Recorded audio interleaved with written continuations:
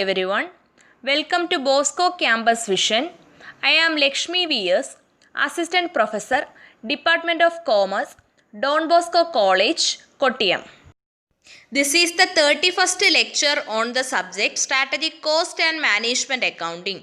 This lecture is based on Process Costing Applications, which is the second module in the subject Strategic Cost and Management Accounting for Semester 3 students of MCOM. In previous lecture, we were discussing about equivalent production, and in this lecture, we are going to discuss about calculation of equivalent production. Following steps are worth noting calculation of equivalent production under different methods. അതായത് equivalent production calculate ചെയ്യാനായിട്ട് different methods ഉണ്ട്. ആ ഓരോ മെത്തേഡ്സിലും വരുന്ന detailed ആയിട്ടുള്ള steps എന്തൊക്കെയാണെന്ന് detailed ആയിട്ട് നമ്മൾ ഡിസ്കസ് ചെയ്യുന്നുണ്ട്. ഓക്കെ, നമുക്ക് ഫസ്റ്റ് മെത്തേഡ് നോക്കാം. Method 1. Under this method, opening work in progress is stated in equivalent completed units by applying the percentage of work needed to complete the unfinished work of the previous period. First method പ്രകാരം equivalent production calculate ചെയ്യാനായിട്ട് opening work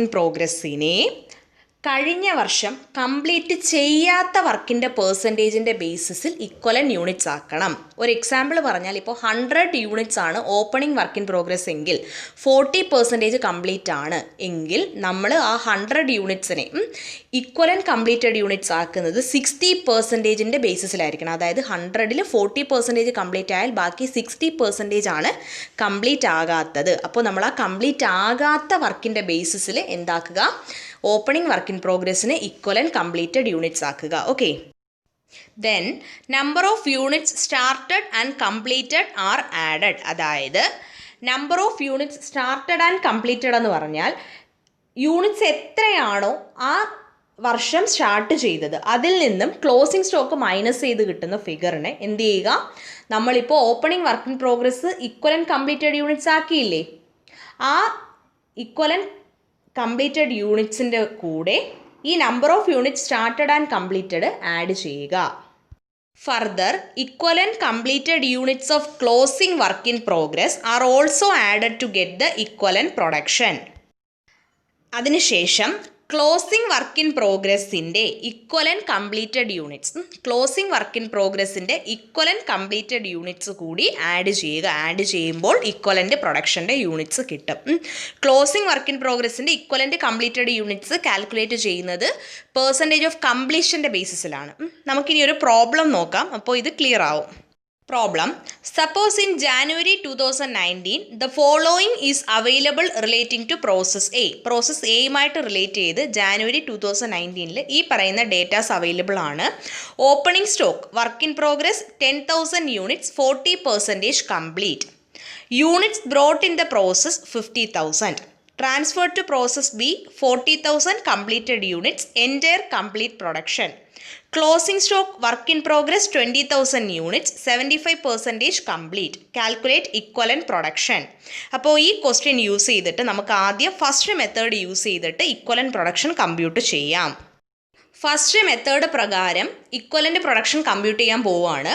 അപ്പോൾ നമ്മൾ പഠിച്ചിരിക്കുന്ന theory പ്രകാരം എങ്ങനെയാണ്, ആദ്യം opening സ്റ്റോക്കിനെ previous പീരീഡിൽ complete ആകാത്ത വർക്കിൻ്റെ ബേസിസിൽ കംപ്ലീറ്റഡ് ഇക്വലൻ്റ് യൂണിറ്റ്സ് ആക്കണം. ഓക്കെ, സോ ഓപ്പണിംഗ് സ്റ്റോക്ക് എന്ന് പറയുന്നത് ക്വസ്റ്റ്യനിലുണ്ട് 10,000 ആണ്, അതിൽ 40% കംപ്ലീറ്റ് ആണ്, ദെൻ 60% ആണ് കംപ്ലീറ്റ് ആകാനുള്ളത്. അപ്പോൾ opening stock work required to be completed എന്ന് പറയുന്നത് 10,000 ഇൻറ്റു 60%, അതായത് 6,000 യൂണിറ്റ്സ്. നമ്മൾ പഠിച്ചത് number of units started and completed എന്ത് ചെയ്യുക, ആഡ് ചെയ്യുക. അതെങ്ങനെയാണ് കിട്ടുന്നത്, units started less closing stock ചെയ്യുമ്പോൾ കിട്ടും. അത് തന്നെയാണ് units completed during the period എന്ന് പറയുന്നത്. അപ്പോൾ യൂണിറ്റ്സ് ആ വർഷം സ്റ്റാർട്ട് ചെയ്തത് എത്രയാണ്, ക്വസ്റ്റ്യനിലുണ്ട് 50,000 ആണ്, അതിൽ എത്ര യൂണിറ്റ്സ് ആണ് ക്ലോസിംഗ് സ്റ്റോക്ക് ഉള്ളത് 20,000. അപ്പോൾ 50,000ൽ നിന്നും 20,000 കുറച്ച് 30,000. ആൻഡ് ദെൻ ക്ലോസിംഗ് സ്റ്റോക്കിൻ്റെ കംപ്ലീറ്റഡ് ഇക്വലൻ്റ് യൂണിറ്റ്സ് എടുക്കുക on the basis of percentage of work done. Work done ആയിട്ടുള്ള പെർസെൻറ്റേജ് ഉണ്ടല്ലോ, ആ പെർസെൻറ്റേജിൻ്റെ ബേസിസിൽ ക്ലോസിംഗ് സ്റ്റോക്കിനെ ഇക്വലൻറ്റ് കംപ്ലീറ്റഡ് യൂണിറ്റ്സ് ആക്കുക. ക്ലോസിംഗ് സ്റ്റോക്ക് യൂണിറ്റ്സ് എന്ന് പറയുന്നത് 20,000 ആണ്. അതിൽ 75% കംപ്ലീറ്റ് ആണ്. സോ 20,000ൻ്റെ 75% 15,000. സോ ഓപ്പണിംഗ് വർക്ക് ഇൻ പ്രോഗ്രസിൻ്റെ equivalent units on the basis of work required to be completed അതിൻ്റെ പെർസെൻറ്റേജിൽ ഉള്ള ഓപ്പണിംഗ് വർക്ക് ഇൻ പ്രോഗ്രസിൻ്റെ ഇക്വലൻ്റ് യൂണിറ്റ്സിനോടൊപ്പം യൂണിറ്റ്സ് കംപ്ലീറ്റഡ് ഡ്യൂറിംഗ് ദ പീരീഡും closing stock work done, closing സ്റ്റോക്കിൻ്റെ equivalent units on the basis of work done.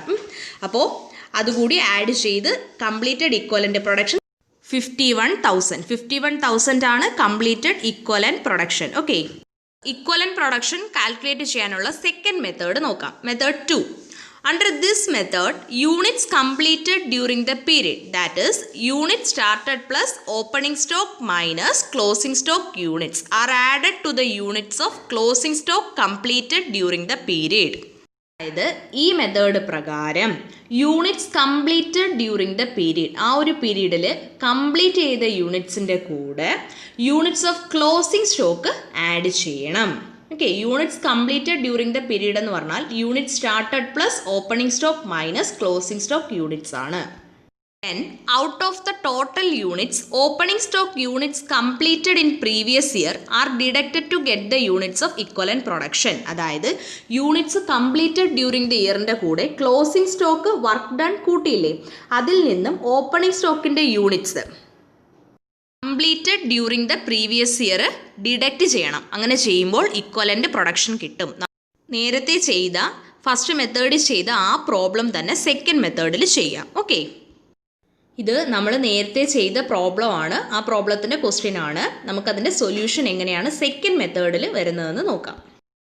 നമുക്ക് solution നോക്കാം. നമ്മൾ സെക്കൻഡ് മെത്തേഡ് പ്രകാരം പഠിച്ചതിൽ ആദ്യം എന്ത് ചെയ്യുക, units completed during the year. Units completed during the year നമുക്കിപ്പോൾ ഈ ക്വസ്റ്റ്യനിൽ ഡയറക്റ്റ് ആയിട്ട് അവർ തന്നിട്ടുണ്ട്. ട്രാൻസ്ഫർ ടു പ്രോസസ് ബി എന്ന് പറഞ്ഞ് 40,000 units complete units entire complete production എന്ന്. അല്ല തന്നിട്ടില്ല എന്നുണ്ടെങ്കിൽ നമുക്ക് കണ്ടെത്താനായിട്ടുള്ള ഫോർമുലയുണ്ട്. കണ്ടോ, unit started plus opening stock minus closing stock units. അത് നമുക്ക് ഈ ഒരു പ്രോബ്ലത്തിൽ നമുക്കതൊന്ന് നോക്കാം. നമുക്കിവിടെ ഡയറക്റ്റ് തന്നിട്ടുണ്ട്. അല്ല നമ്മൾ കാൽക്കുലേറ്റ് ചെയ്യാനാണെങ്കിൽ നോക്കിക്കോ, യൂണിറ്റ്സ് സ്റ്റാർട്ടഡ് 50,000 ആണ്. ദെൻ ഓപ്പണിംഗ് സ്റ്റോക്ക് 10,000 ആണ്. അപ്പോൾ 50,000 പ്ലസ് 10,000 60,000. അതിൽ നിന്ന് ക്ലോസിംഗ് സ്റ്റോക്ക് 20,000 ആണ്. അങ്ങനെ 60,000ൽ നിന്നും 20,000 കുറച്ച് വേണമെങ്കിൽ 40,000 കണ്ടെത്താം. അങ്ങനെയാണ് തന്നിട്ടില്ല എങ്കിൽ ചെയ്യേണ്ടുന്നത്. പക്ഷേ നമുക്കിവിടെ ഇപ്പോൾ ഡയറക്റ്റ് ആയിട്ട് തന്നിട്ടുണ്ട് അത് 40,000 ആണെന്ന്. Okay, units completed during the ഇയറിനോടൊപ്പം ക്ലോസിംഗ് സ്റ്റോക്ക് വർക്ക് ഡണ്ണിൻ്റെ പെർസെൻറ്റേജ് ഉണ്ടല്ലോ, ആ പെർസെൻറ്റേജിൻ്റെ ബേസിസിൽ ക്ലോസിംഗ് സ്റ്റോക്കിൻ്റെ ഇക്വലൻ്റ് യൂണിറ്റ്സ് എടുക്കുക. 20,000 ആണ് ടോട്ടൽ ക്ലോസിംഗ് സ്റ്റോക്കിൻ്റെ യൂണിറ്റ്സ്. അതിൽ 75% എന്താണ്, വർക്ക് ഡൺ ആണ്. സോ 20,000ൻ്റെ 75% 15,000. ദെൻ രണ്ട് എമൗണ്ട്സ് കൂടി യൂണിറ്റ്സ് കംപ്ലീറ്റഡും ക്ലോസിംഗ് സ്റ്റോക്ക് വർക്ക് ഡണ്ണും കൂടി ആഡ് ചെയ്യുമ്പോൾ 55,000 കിട്ടും. ദെൻ അതിൽ നിന്ന് എന്ത് ചെയ്യുക, opening stock work already completed in previous period, already completed ആയിട്ടുള്ള പെർസെൻറ്റേജിൻ്റെ ബേസിസിലുള്ള ഓപ്പണിംഗ് സ്റ്റോക്കിൻ്റെ ഇക്വലൻ്റ് യൂണിറ്റ്സ്. ഓപ്പണിംഗ് സ്റ്റോക്കിൻ്റെ 40% ആണ് കംപ്ലീറ്റ് ആയിട്ടുള്ളത്. സോ 10,000 ആണ് ഓപ്പണിംഗ് സ്റ്റോക്കിൻ്റെ യൂണിറ്റ്സ്. അതിൻ്റെ 40% 4,000. സോ 55,000ൽ നിന്നും ഓപ്പണിംഗ് സ്റ്റോക്കിൻ്റെ equivalent units on the basis of work already completed in previous period 4,000 less ചെയ്യുമ്പോൾ we will get the completed equivalent production, and that is 51,000 units. The balance of this topic will continue in the next lecture. Thank you.